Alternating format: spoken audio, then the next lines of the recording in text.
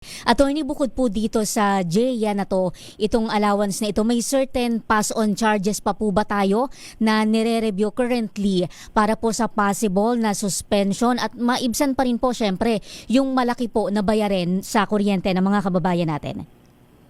Oo, lahat ng mga generation charges na hihigit kasi sa piso ang magiging impact.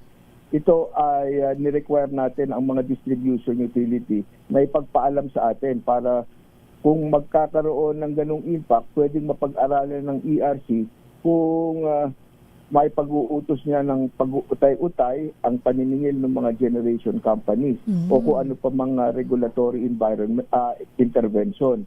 Itong Meralco, meron kaming natanggap na bagong sulat, mayroon nga din silang ini-expect na pagtaas sa kanilang singil para sa generation. So ito ay naaral natin at baka sa Lunes ay meron kaming magawang desisyon para sa pagpapababa nung masisingil nila in the meantime para hindi naman sumabay-sabay doon sa mga pagtataas pa ng ibang components ng bill.